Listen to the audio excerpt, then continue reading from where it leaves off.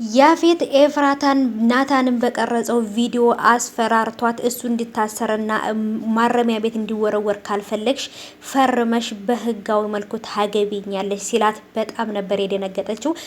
ምክንያቱም ይህን ያህል ጭካኔ ከየት አመጣው? ምን አይነት አረመኔነት ነው? ምን አይነት ሰብአዊነት የጎደለው ነው ብላ በጣም ነበር የተናደደችው። ምን አይነት አይምሮ ድፍን ያለ ሰው ነው ብላ በጣም ነበር የተበሳጨችው። በጣም ነበር የከፋት። ልቧ ሁሉ ሲሰበርና ቅስሟ ስብር ሲል በጣም ነበር የሚያስታውቀው። እኔ ራሴ እውነት ለመናገር እሱ ለተናገረው እሷ ለሰማችው እኔም በጣም ነበር የደነገጥኩት። ያን ቪዲዮ የቀረጸው ናታን እንድታሰር ማትፈልጊ ከሆነ ታገቢኛለሽ፣ አይ አላገባም የምትይ ከሆነ ግን በዚህ ቪዲዮ ተመስክሮበት በመረጃ እስር ቤት ይወረወራል ነው። ስለዚህ እኔን እንደፈለክ አድርገኝ፣ ናታንን ግን ተወው ብለዋለች። ናታንም በግሉ መስዋዕት እየከፈለ ነው ለኤፍራታ ብሎ፣ ኤፍራታም ደግሞ ለናታን ብላ ብዙ መስዋዕቶችንና በዚህ እድሜዋ የማይከፈል ነገሮችን እየከፈለች ነው። የማይደረግ ነገር እያደረገች ነው። እሺ ብላ ደግሞ የሚያወራትን ነገር ለመስማት መኪና ውስጥ ገብታ ነበር። መኪና ውስጥ ስትገባ ናታን ሰው እየገደለ ያለበትን ቪዲዮ ነበር በኮምፒውተር ያሳያት። እውነት ለመናገር የዛን ሰዓት ጭራሽ ያሳያታል ብዬ አልጠበቅኩም ነበረ።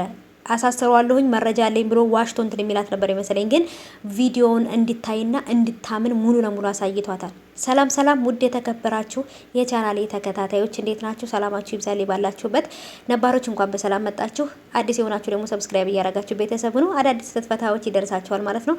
እና ወዶቼ በጣም ነበር የሚያዝነው የዛሬው ክፍል ማለት ነው። ሀረግ በጣም የሚያሳዝን ነገር አለው። ኤፍራታም ከሉሊት ጋራ ቁማ እያወራች ነበረ። እሱ ምንድነው ያለቻት? ልጆቹ ወደ ታሰሩበት፣ ሴቶቹ ወደ ታገቱበት ቦታ ስትሄጂ ልብስሽ ላይ ካሜራ እናደርግልሻለን። ከዛም በኋላ የሚደረገውና የሚፈጠረው ነገር በካሜራ ቀርጸሽ ታመጭልናለሽ፣ ያለዛ ግን በራስሽ ወደ እስር ቤት ነው የምትወረወሩ ብላታለች። እና ይሄን ነገር ሉሊት ታደርጋለች አታደርግም አላቅም። ግን ደግሞ ኤፍራታ መንገድ ላይ ባለችበት ሰዓት ላይ ያልተጠበቀ ነገር ገጥሟታል።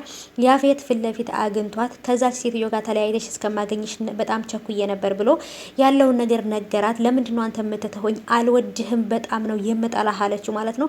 እሱም ደግሞ እንደምትጠላውና እንደማትወደውና ስለሚያውቅ በግዴታ ሚስቱ ሊያደርጋት ስለሚፈልግ ናታንን እንግዲህ ታውቃላችሁ ሰው እየገደለ አስመስሎ ካሜራ አስቀርጾት ነበረ።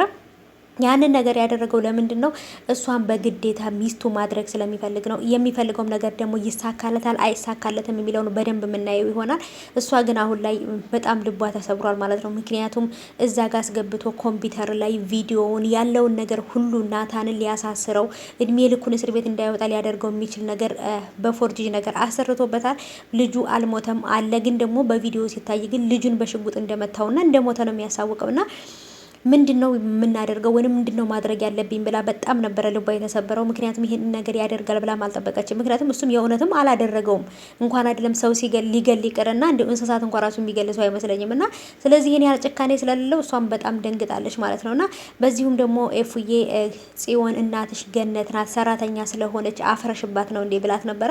እሷም ደግሞ ምንድነው የምታወሪው ብላታለች። በመሀል ይሄን ነገር እያወሩ እያሉ ናታን መጣ። ናታንም ደግሞ ኤፉዬ ጽዮን እኮ የመርሳት ችግር እንዳለባት ታውቂያለሽ። ለምንድን ነው እንደዚህ አይነት ነገር የምጠረጥሪው? አሁን ታወራለች፣ አሁን ትረሳለች። ስለዚህ ነገሮችን እንደዚህ እያረግሽ ራስሽን ማጨናነቅ የለብሽም ብሏታል ማለት ነው።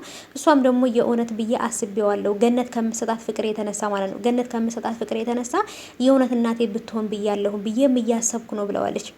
ከታችም ደግሞ ከፎቅ ላይ ስትወርድ ከሉሊት ጋር ሉሊትን መጀመሪያ ነበረች። ከዛ ኤፍራታ ስትወርድም ደግሞ ያሳየቻት ፊት ሉሊትን ማነው ገነትን ያየችበት አስተያየቷ በጣም በቃ ድብር ያለው ተስፋ መቁረጥ የሆነ በቃ ምን ልበላችሁ በጣም ነበር እንትን ያላትና ከዛን ደግሞ ናታንም ሲመጣ የማይሆን ፊት አሳየችሽ እንዴ ሲላት፣ አዎ በጭራሽ ታሳየኛለች ብዬ ያልጠበቅኩትን ፊት አሳየችኝ። ምንድነው የተፈጠረው ብላ ስትጠይቀው እንግዲህ ጽዮን ነግራታለች ሲል በጣም ነበር የደነገጠችው። ጽዮንን እገላታለሁ ስትል ነበር ገነት። ግን ደግሞ ዞሮም ዛሬም ነገረቻት። ነገም ዞሮ መስማቷ የማይቀር ነበር እናቷ መሆኗን።